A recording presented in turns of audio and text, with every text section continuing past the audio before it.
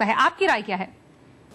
अभी नेपाल में जो हो रहा है, हिंदुस्तान को चाहिए कि देखना कि कहां तक वो कोल आउट जा रहे हैं। अगर तेराई में उनका प्रेजेंस काफी बढ़ गया तो वो हमारे लिए काफी चिंता की बात होगी।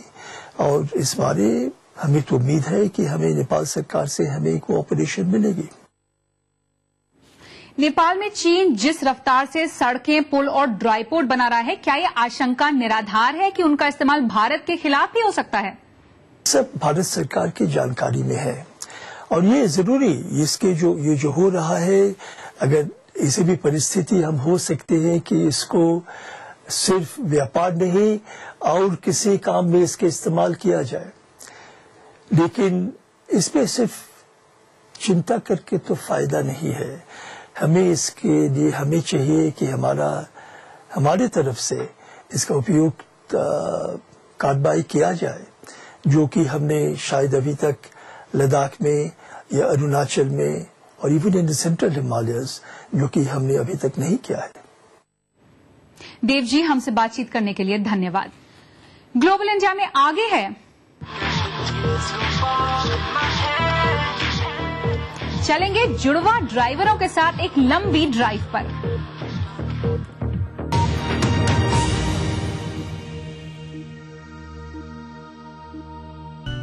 अब रसना फ्रेश फन 1 का 2, 1 रुपए में 2 ग्लास। I love you रसना। बापू का सपना देखो साकार हुआ, 20 साल का अपना पंचायती राज हुआ। कुछ सपने थे उन आँखों में, नए रंग उन सपनों में भर दिए हमने। ग्राम सभा को सशक्त कर आसमां छूना सिखाया है हमने। महिलाओं के स्वाभिमान को नई पहचान दी है हमने। 20 सालों में देश के हर गांव के कोने कोने तक पहुंच बनाई है हमने। सरकार की कई लाभकारी योजनाओं से जीवन में नई रोशनी भरी है हमने। ई पंचायत के माध्यम से पारदर्शिता और जवाबदेही सुनिश्चित की है हमने।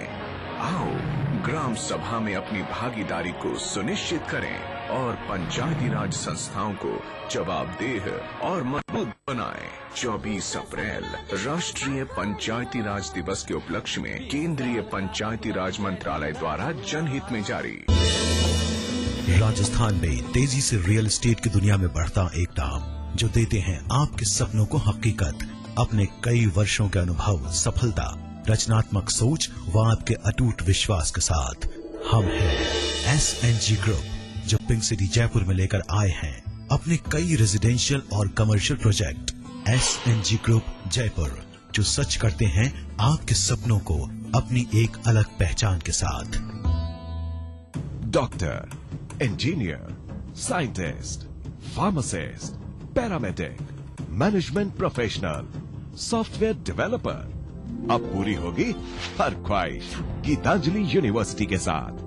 बेहतरीन इंफ्रास्ट्रक्चर, खुला विशाल कैंपस, 96% प्लेसमेंट, 1000 सीट वाले ऑडिटोरियम की सुविधा, निष्णात फैकल्टी और गेस्ट लेक्चर्स।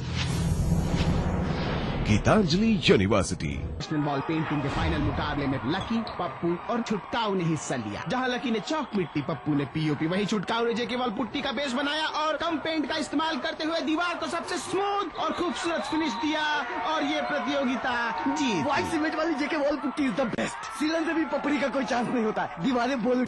संवेदनशील राजस्थान सरकार का निशुल्क दवा योजना के बाद एक और संवेदनशील प्रयास, मुख्यमंत्री निशुल्क जांच योजना। योजना के तहत 7 अप्रैल 2013 से सभी राज्य के मेडिकल कॉलेज एवं उनसे संबद्ध अस्पतालों में 57 प्रकार की और सभी जिला चिकित्सालयों, उप जिला चिकित्सालयों एवं सैटेलाइट चिकित्सालयों में 44 प्रकार की जांचें निःशुल्क। इसके अलावा 1 जुलाई 2013 से प्रदेश के सभी सामुदायिक स्वास्थ्य केंद्रों पर 28 प्रकार की एवं 15 अगस्त 2013 से प्रदेश के सभी प्राथमिक स्वास्थ्य केंद्रों एवं डिस्पेंसरीज पर 15 प्रकार की जांचें निःशुल्क। स्वस्थ और खुशहाल राजस्थान की ओर एक नया कदम, मुख्यमंत्री निशुल्क जांच योजना। सूचना एवं जनसंपर्क विभाग द्वारा जनहित में जारी।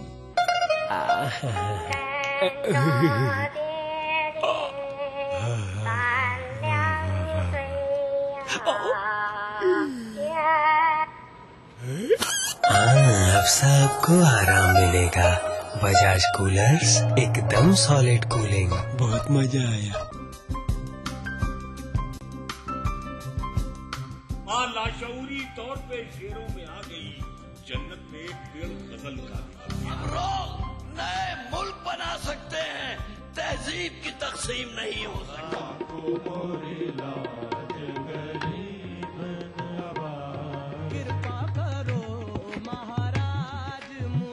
महफिल शनिवार रात 11 बजे ईटीवी के सभी हिंदी चैनल्स पर।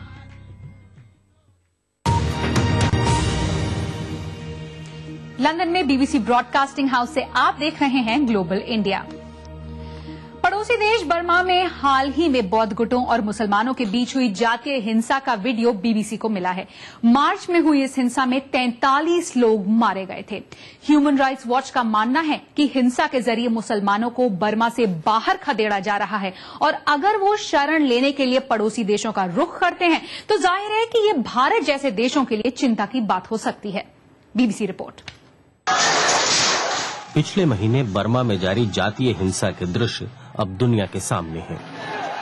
मेघठिला शहर में ये एक मुसलमान सुनार की दुकान थी जो भीड़ के गुस्से का शिकार हुई। गहनों को लेकर हुई कहासुनी के बाद बौद्ध गुट सड़कों पर उतर आए। हिंसा पर उतारू भीड़ में बौद्ध भिक्षु भी शामिल थे।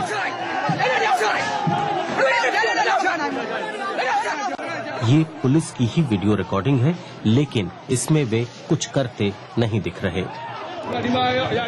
इस घटना की शाम एक बौद्ध भिक्षु पर हमला करके उसे मार डाला गया था। इसके बाद मुसलमानों के खिलाफ हिंसा और भड़क उठी। अगले दिन मुस्लिम बहुल जिले में बड़े पैमाने पर आगजनी हुई। मेघठिला में बौद्ध और मुसलमान परिवार बरसों से साथ रह रहे हैं, लेकिन अब स्थिति बदल गई है। बर्मा में हिंसा के दौरान पुलिस के रवैये पर ह्यूमन राइट्स वॉच ने अपनी रिपोर्ट में कहा है कि सुरक्षा बल मानवता के विरुद्ध अपराध और जातीय जनसंहार की अनदेखी कर रहे हैं। ह्यूमन राइट्स वॉच का मानना है कि विपक्ष की नेता आंग सान सूची को इस मामले में खामोश नहीं रहना चाहिए। इस हिंसा का असर बर्मा के पड़ोसी देशों पर भी पड़ सकता है। बर्मा के पड़ोसियों को सरकार से बात करनी पड़ेगी कि वो बर्मा से 8 से 10 लाख रोहिंग्या लोगों को भगाकर दूसरे देशों में जाने पर मजबूर नहीं कर सकते, क्योंकि इसका असर उनके रिश्तों पर भी पड़ेगा। अब सरकार के लिए यही चुनौती है कि ऐसी स्थिति तैयार की जाए जहां मुसलमान खुद को सुरक्षित महसूस कर सकें। राजेश प्रियदर्शी, बीबीसी। कार्यक्रम में आगे दिखाएंगे, भारत में मिला 350 पाकिस्तानियों को नया जिगर। लेकिन पहले BBC global exclusive round up, दुनिया की बड़ी खबरों पर बीबीसी की खास नजर। चीन के सिचुआन प्रांत में आए भूकंप के बाद वहां पहुंचे बीबीसी संवाददाता जॉन सडवर्थ ने राहत कार्य का जायजा लिया। पिछले हफ्ते आए भूकंप से 180 से ज्यादा लोग मारे गए और हजारों लोग घायल हुए हैं। 6.6 की तीव्रता वाले भूकंप के बाद 1300 झटके भी महसूस किए गए। सिचुआन में 5 साल पहले भी शक्तिशाली भूकंप आया था, जिसमें 87,000 लोगों की जान चली गई थी। ब्रितानी सरकार ने जातिगत भेदभाव को गैर कानूनी ठहराने का फैसला किया है। संसद के निचले सदन ने इक्विटी एक्ट में संशोधन कर उसमें जातिगत भेदभाव को भी शामिल कर लिया है। इससे ब्रिटेन में बसे दलितों को कानूनी संरक्षण मिलेगा। ब्रिटेन में बसे दलितों की शिकायत रही है कि यहां भी उन्हें जातिगत भेदभाव का सामना करना पड़ता है। फ्रांस की राजधानी पेरिस पहुंचे बीबीसी संवाददाता क्रिश्चियन फ्रेजर, जहां हजारों प्रदर्शनकारी समलैंगिक विवाह को मान्यता दिए जाने का विरोध कर रहे थे, पर इसके बावजूद समलैंगिक विवाह को मान्यता दिए जाने वाले कानून को संसद में मंजूरी मिल गई। कानून के विरोध में कई महीनों से प्रदर्शन हो रहे थे। फ्रांस समलैंगिक विवाह को मान्यता देने वाला दुनिया का 14वां देश है। विदेशी कामगारों के लिए तरक्की के बंद रास्ते खोलने की एक नई पहल दुबई में हुई है। संयुक्त अरब अमीरात पहुंचने वाले मजदूरों में बड़ी संख्या में भारतीय भी हैं, जो महसूस करते हैं कि अंग्रेजी न जानने की वजह से वो अपने सपने साकार नहीं कर सकते, मगर अब उनके लिए इंग्लिश विंग्लिश की मुश्किल कुछ आसान हो गई है। कमरू दुबई में मजदूरी करते हैं। करीब 2 साल पहले कमरू ने स्थानीय यूनिवर्सिटी में अंग्रेजी सीखना शुरू किया। अब वो मानते हैं कि अंग्रेजी जानने की वजह से उनकी तनख्वाह बढ़ी है। मैं स्टील फिक्सर का काम करता हूँ और पहले स्टील फिक्सर का काम था, इधर स्टोर में काम किया। उसके बाद मैं इधर से गया 23 महीना काम करके, फिर 22 महीना घर पे रहा। इधर का कुछ एक्सपीरियंस हो और इधर जब 23 महीना रहा उस टाइम में अमेरिकन यूनिवर्सिटी में इंग्लिश सीखने के लिए गया। उसका सर्टिफिकेट था, वो सर्टिफिकेट भी दिखाया और सैलरी में डिफरेंट आया, अभी डबल सैलरी है। I was really surprised that और इसकी शुरुआत महमूद ने की। अपनी कंपनी की कंस्ट्रक्शन साइट पर उन्होंने पाया कि अलग अलग मुल्कों से आए मजदूर अंग्रेजी न जानने की वजह से आपस में अच्छी तरह से बात नहीं कर पा रहे थे। they can communicate to the अंग्रेजी सीखकर ये लोग अपने अधिकारियों से बातचीत कर सकते हैं और अधिकारी भी उनकी बात समझ सकते हैं। अगर कारीगर को ये नहीं मालूम कि उसे जो चीज चाहिए उसे अंग्रेजी में क्या कहते हैं तो दिक्कत पेश आती है, लेकिन अंग्रेजी सीखकर वो अपनी बात समझा पाते हैं। This is what I want. लेकिन ऐसी शिक्षा सिर्फ मजदूरों के लिए ही नहीं है। इस स्कूल की स्थापना स्थानीय बिल्डर ने की है और यहाँ कम तनख्वाह पाने वाले हर व्यक्ति को अंग्रेजी सिखाई जाती है। My job is the property salesman. मैं प्रॉपर्टी बेचने का काम करता हूँ। मैं अपने ग्राहकों से बेहतर बातचीत कर पाने के लिए अंग्रेजी सीख रहा हूँ। My English is not good, that's why I will coming to Daniel Welfare Center. Course चलाने वाली कंपनी से जुड़े लोग कहते हैं कि वो समाज के लिए कुछ करना चाहते हैं। 1 साल तक कोर्स चलाने की कीमत करीब $75,000 आती है। संयुक्त अरब अमीरात में लाखों मजदूर काम करते हैं। ऐसे में ये पहल क्या काफी है? ये काफी नहीं है। हमारी योजना ये थी कि हम यहाँ से शुरुआत करेंगे और देखेंगे कि ये कितनी कामयाब होती है। इंशाअल्लाह जल्द ही हम कई और सेंटर खोलेंगे। उधर लेबर कैंप में दिन भर की जी तोड़ मेहनत के बाद रोटियां सेंकी जा रही हैं। यहाँ भूख मिटाने के लिए खाने की तो कभी कमी नहीं होती, लेकिन दिमागी खुराक यानी ट्रेनिंग आसानी से नहीं मिलती। लेकिन यहाँ के मजदूरों में ट्रेनिंग के लिए बहुत भूख है। Pawan Singh Atul, BBC। Global India में आगे है भारतीय सर्जनों का कमाल touch surgery app.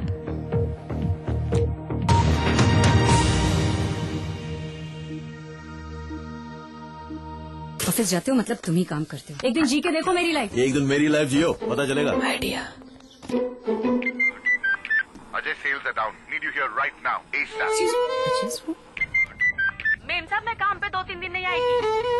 Verma full panic है, अपनी छुट्टी प्लीज पोस्टपोन कर दे। मैडम आर्टिकल का डेडलाइन आ जाए। मैडम पानी नहीं आएगा, भर के रखना। Ajay, you have to go to Indore.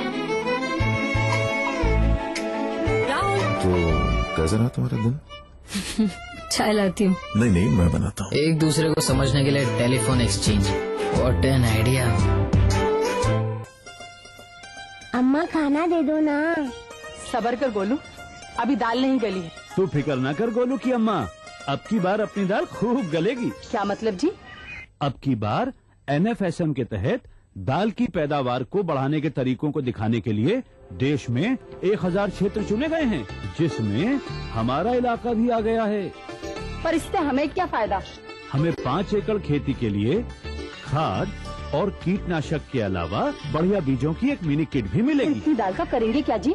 अरे भगवान, सरकार ने दलहन का समर्थन मूल्य भी खूब बढ़ा दिया है और इनकी खरीद का भी पूरा इंतजाम कर लिया है।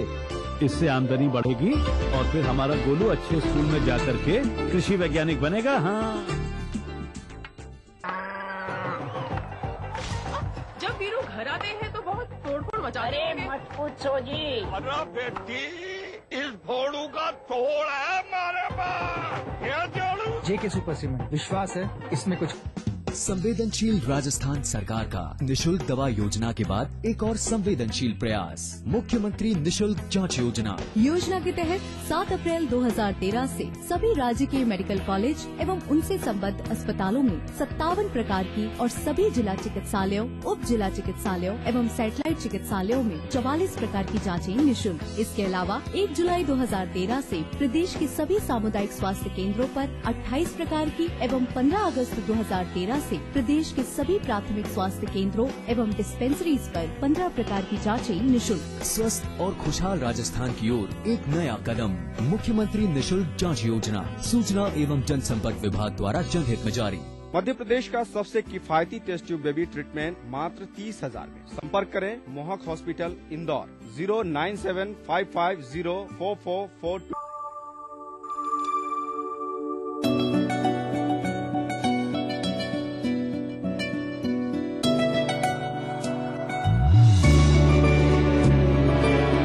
Thinking beyond can make you who you aspire to be. Jaipur National University. Think beyond. आप देख रहे हैं ग्लोबल इंडिया। मैं हूं नेहा भटनागर। डॉक्टर बनने का सपना बहुत सारे लोग देखते हैं, मगर उसकी पढ़ाई आसान नहीं है। खासतौर पर सर्जरी के लिए बहुत प्रैक्टिस की जरूरत होती है।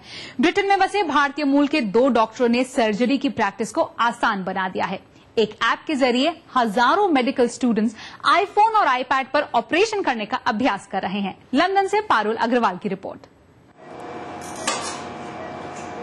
डॉक्टर संजय पुरकायस्थ पिछले 10 साल में सैकड़ों ऑपरेशन कर चुके हैं, लेकिन आने वाले समय में ये हुनर पाना आसान नहीं होगा। संसाधन कम हैं और इन दिनों मेडिकल छात्रों को अनुभवी सर्जन से सीखने और असल मरीजों पर काम करने का वक्त कम से कम मिल पाता है। इसी समस्या का हाईटेक इलाज है टच सर्जरी ऐप। हमने ये ऐप बनाया ताकि सर्जरी की पढ़ाई को मोबाइल डिवाइसेस तक लाया जा सके, ताकि एनिमेशन और इंटरैक्टिविटी के जरिए मेडिकल छात्र सर्जरी की प्रक्रिया से खुद जुड़ सकें।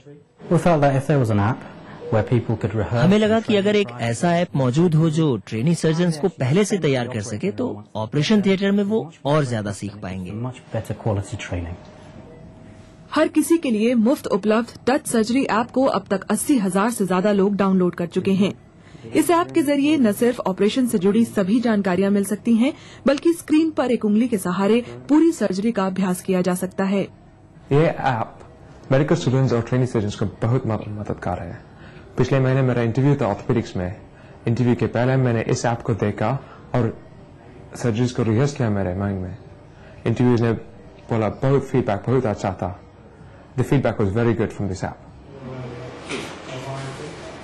टच सर्जरी ऐप के बारे में जानने की इच्छा मुझे यहाँ तक ले आई, लेकिन सच मानिए ऑपरेशन थिएटर तक आने और सर्जरी से गुजरने का अनुभव बेहद डरावना हो सकता है।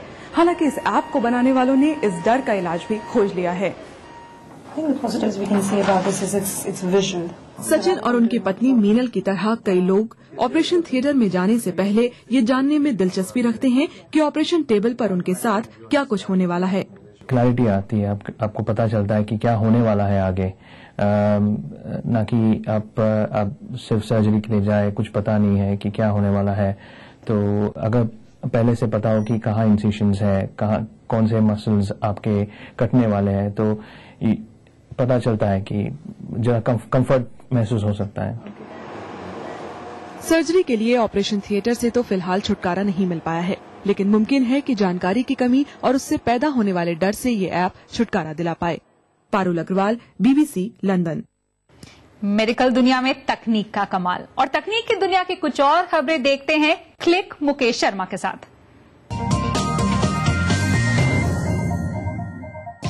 इस हफ्ते दुनिया की जानी मानी न्यूज एजेंसी एसोसिएटेड प्रेस यानी AP का ट्विटर अकाउंट हैक हो गया, और हैक करने वाले ने फर्जी ट्वीट किया कि व्हाइट हाउस में धमाके हुए हैं और बराक ओबामा घायल हो गए हैं। इस सनसनीखेज ट्वीट के बाद दुनिया भर के शेयर बाजारों में हड़कंप मच गया। इस हैकिंग हमले की जिम्मेदारी सीरियन इलेक्ट्रॉनिक आर्मी ने ली। क्या आप ऐसे रियलिटी शो में हिस्सा लेंगे जो आपको मंगल ग्रह पर ले जाए?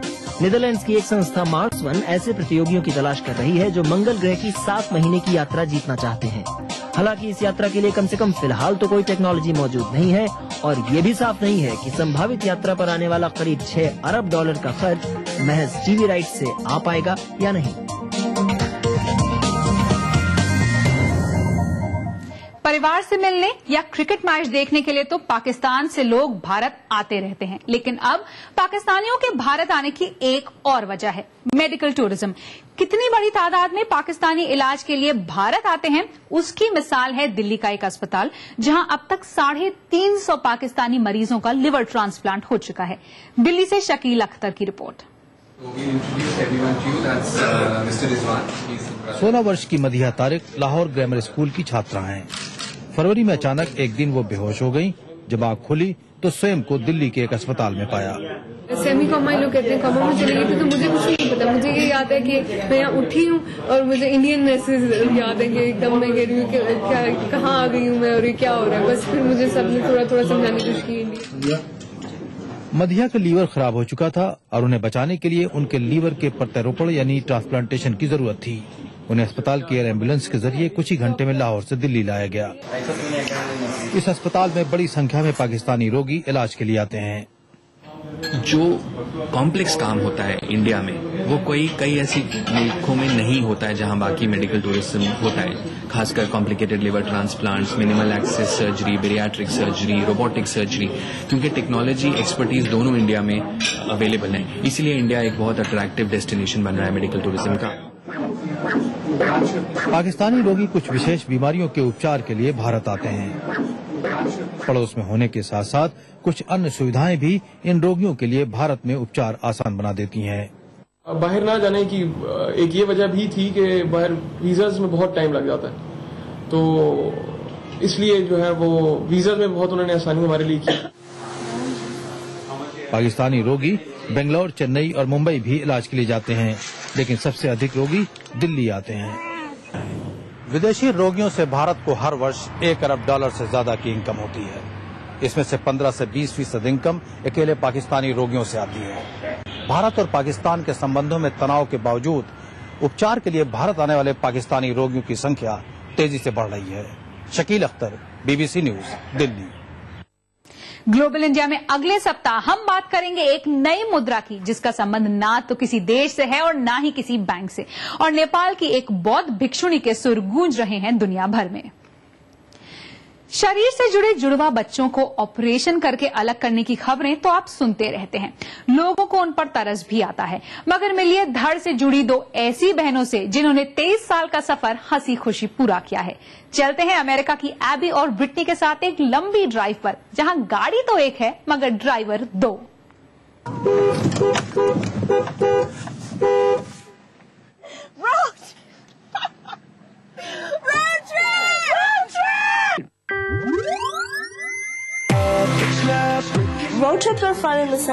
रोड ट्रिप्स इस मामले में मजेदार होते हैं कि उनमें आपको बहुत कुछ सीखने को मिलता है।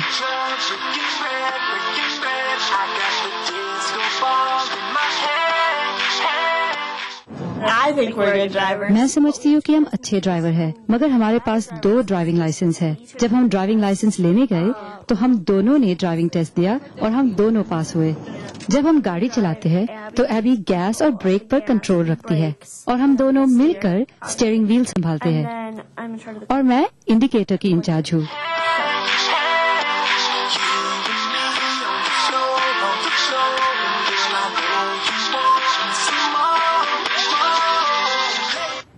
जुड़वा बहनों के साथ सुहाना सफर। फिलहाल लंदन से BBC ब्रॉडकास्टिंग हाउस से ग्लोबल इंडिया की टीम को अनुमति दीजिए। नमस्कार।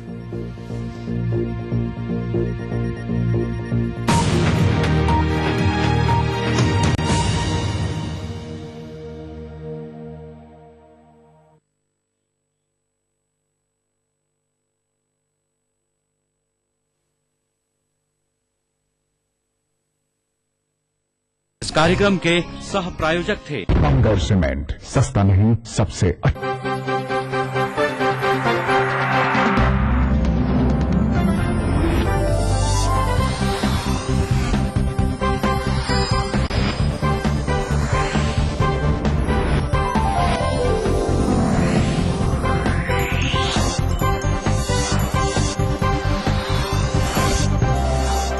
आप देख रहे हैं ETV राजस्थान।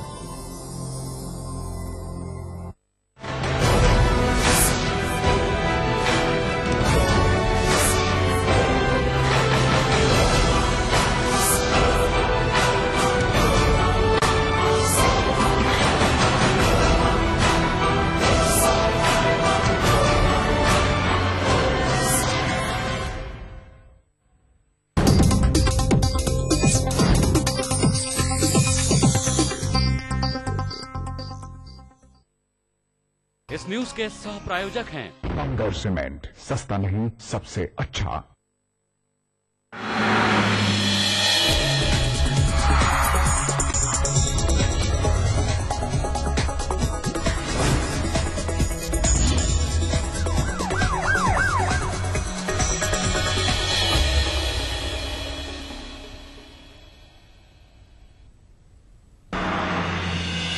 राजधानी में हनुमान जयंती का उल्लास। सांगानेरी गेट से रवाना हुई विशाल शोभा यात्रा। 25 झांकियां बनी आकर्षण का केंद्र। शहर में अब वाहन चोरी की वारदातों पर लगेगा अंकुश। स्टेट क्राइम रिकॉर्ड ब्यूरो की नई पहल, एक क्लिक पर मिलेगी देश भर के वाहनों की जानकारी। गर्मी में जब राइड्स को नहीं होगी परेशानी, गुलाबी शहर को मिलेगा पूरा पानी। जलदाय विभाग ने की बीसलपुर बांध से सप्लाई बढ़ाने की तैयारी। आईपीएल टिकटों की मारामारी। एबीवीपी के कार्यकर्ताओं ने मचाया हुड़दंग। टिकट दरों को सस्ता करने की मांग।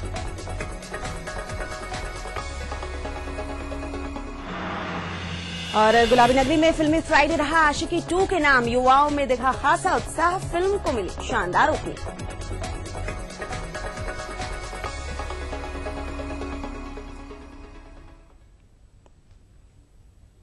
नमस्कार, पिंक सिटी के इस बुलेटिन में आपका स्वागत है। मैं हूं श्वेता। चलिए शुरू करते हैं आज का सफर और नजर डालते हैं गुलाबी शहर की कुछ अहम खबरों पर।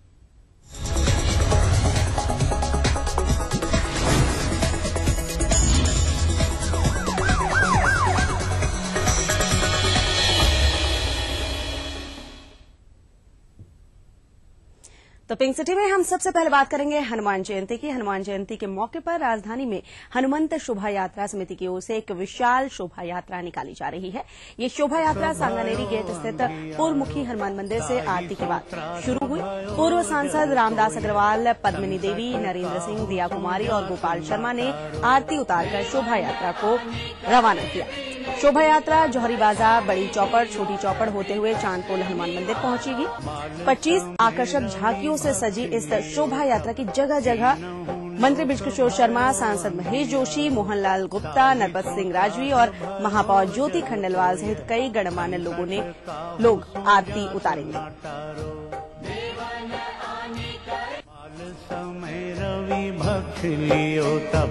तीनहु लोक भयो अंधियारो, ताहि सो त्रास भयो। क्या आप बता सकते हैं कि सड़क पर चलती कोई गाड़ी चोरी की है या नहीं, या इसका मालिक कौन है? गाड़ी को कहां से खरीदा गया है, या फिर किसी वारदात में इसे उपयोग में लिया गया है या नहीं?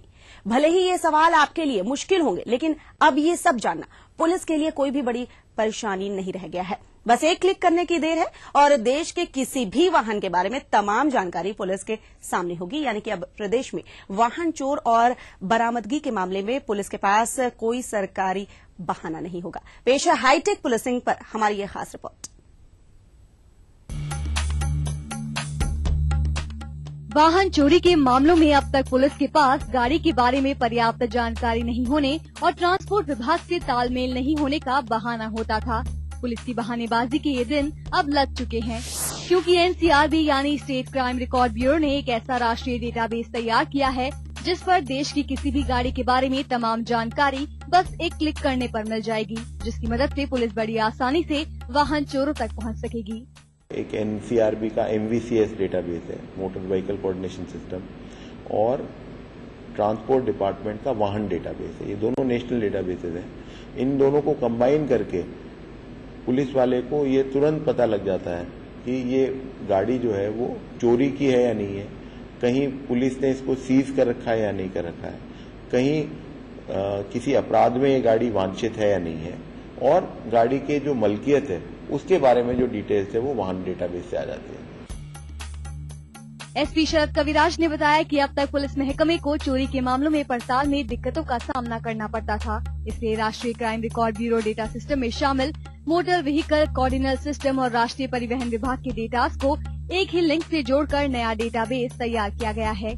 इसे गूगल प्ले में जाकर आसानी से यूज किया जा सकता है। इस सॉफ्टवेयर में किसी भी वाहन के नंबर डालने पर गाड़ी के मालिक, उसके चेचिस नंबर, उसे कहां से खरीदा गया है और उसके क्राइम रिकॉर्ड के बारे में जानकारी मिल पाएगी। इसे फिलहाल पुलिस महकमे के उपयोग के लिए शुरू किया गया है। मामले में सकारात्मक परिणाम मिलने पर इसे आम आदमी के उपयोग के लिए भी शुरू किया जाएगा। बहुत ज्यादा हेल्पफुल रहेगा। आने वाले समय में आम आदमी की पुलिस के अंदर जो भागीदारी है वो सहभागिता काफी बढ़ पाएगी। इस तरह की कन्वीनियंस